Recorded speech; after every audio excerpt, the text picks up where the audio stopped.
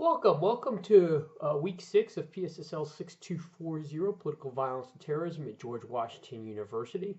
I'm going to try something a little bit different, just go with the camera this week.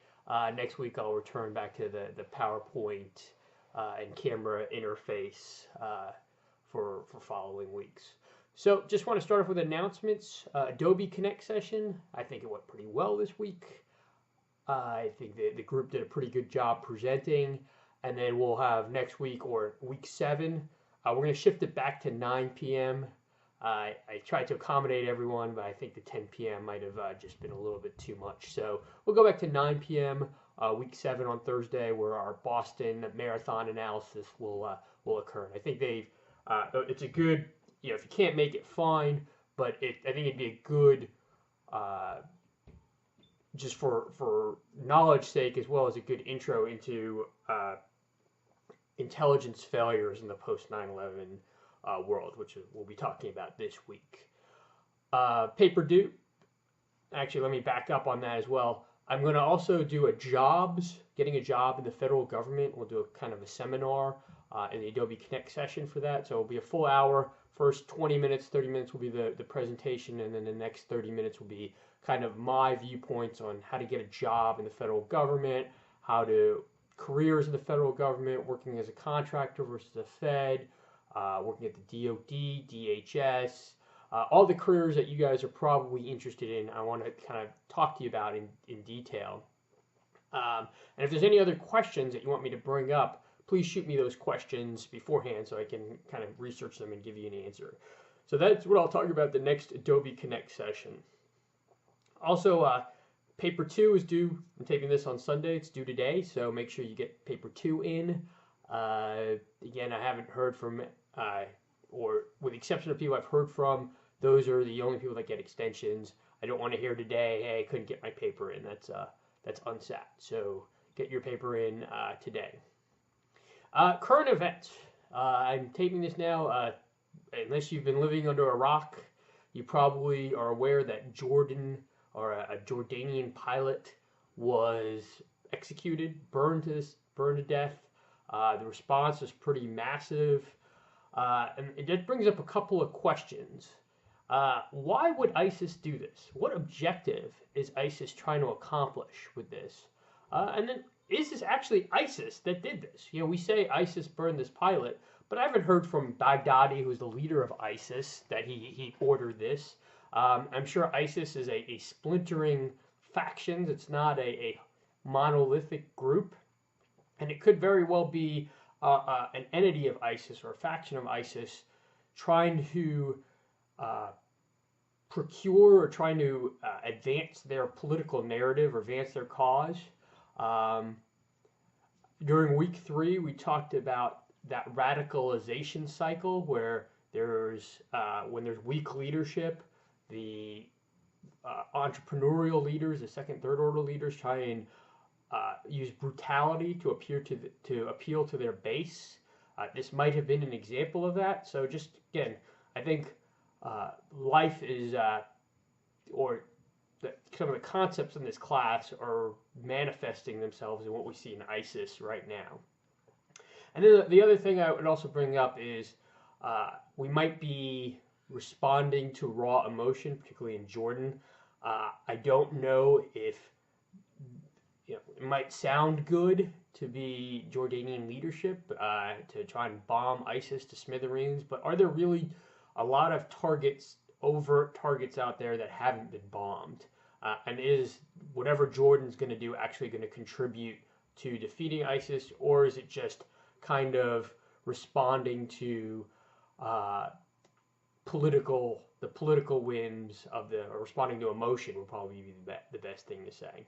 And then, that brings up the point. Is Jordan responding just to emotion on this? The two things you're never supposed to do based on emotion: bomb a country and get married. And Jordan might be doing that right now. So I'm not going to say that bombing ISIS is a bad thing. In fact, I'm actually kind of in support of the campaign against ISIS, but it's much more important to be effective than respond to the emotions of the day. So just things to keep in mind regarding current events. So review of last week. I tried to kind of ask the question: are we winning the global war on terror? Is American strategy successful? Has it been? What have we failed in American strategy? Are we achieving goals and using the proper resources to achieve goals? And one thing I kind of alluded to, but I didn't bring up, is it worse now than it was back pre 9/11?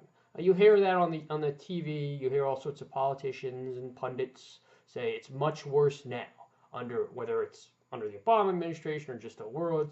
The world is a lot more dangerous now than it was before 9/11. I'm not so sure that's the case, and even with ISIS and even with some of the attacks that we've seen, as far as being more danger, I don't agree, and I think Zakaria kind of puts a lot of this in his article. ISIS might be whole territory, but certainly they don't have the camps that were so overt in Afghanistan prior to 9/11. ISIS might get some support in the world, but there's no after the Charlie Hebdo attacks in Paris, there was no joy in the streets as we might have seen after 9/11. So there is, the good old days weren't always good, and tomorrow isn't as bad as it seems, according to Billy Joel, anyway. And I think we have to put what's going on now in perspective. And then the other point, the comparative analysis section, I think a good article on the EU. And again, if you're going to do your paper on it, there's several good sources that were in this week's reading. The EU versus the US, the strategies that they've implemented, and then Israel, the strategies Israel has implemented. Professor Gora talked about it. I talked about it in my lecture. What we can learn from Israel, why are they successful? They have a resilient population. I don't think the United States has a very resilient population. You saw that after Boston. A lot of people in Israel and in Britain laughed at the United States because we let terrorists shut down a city for a week and a half. In Israel, if there's a bombing, people are on the bus system the next day. In Britain, after the 7/7 bombings, July 7th, 2005, after those bombings, people were on the bus system the next day. So I think we don't have a very resilient population. I think we let the terrorists scare us, at least in the United States. Again, that's just kind of my opinion. And then Israel had that better integration of intelligence. In the United States, we have the CIA, DIA, NSA, state and local intelligence fusion centers, and it's very, very complex, uncoordinated morass. Israel's a lot more smoother in their intelligence analysis, and you'll see the problems in the U.S. intelligence sharing this week when we look at some of the documentaries. But that's another lesson learned we can learn from Israel, is that they integrate intelligence a lot more smoother. So that kind of reviews week 5, preview of next week. 2 questions we'll ask. 9/11 intel failure. Was 9/11 an intelligence failure? That's the key question. And if so, what were the intel failures surrounding that? The documentaries, the National Geographic documentary and the Nova documentary, are excellent documentaries that kind of cover that. I also have the last chapter of the 9/11 Commission as well, which kind of ties that in. And then the second question is, despite the billions of dollars, trillions depending on how you count it, why do we still have these intelligence failures? Why do we still have the underwear bomber, the Boston attack, the Fort Hood shooting, where intel failures still abound, where people aren't talking to each other or connecting the dots? Catchword heard before 9/11. Why do we still have this, despite, again, billions, trillions spent on better systems? So kind of ask those questions as you're going through the documentaries and the readings for this week. So just the documentaries, again, please review these documentaries. They're excellent. They're family friendly. My wife, we watched them together. They're actually very informative. So watch the documentaries. And for the Fort Hood reading, it's a lot of pages. Just make sure you understand the gist of it. understand the intelligence failures related to Fort Hood, and I'm talking about the first Fort Hood shooting in 2009. The intel failures, who didn't talk to who, how did we let Hassan kind of slip through the net there. So make sure you skim those, but again, watch the Nat Geo documentary, watch the Nova Inside the NSA documentary, and watch the BBC documentary. All the BBC documentary on the underwater bomber.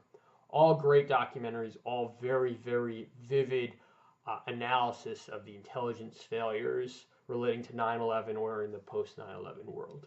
So I look forward to hearing your thoughts. I look forward to reading your papers, and if there's any questions or issues, please let me know.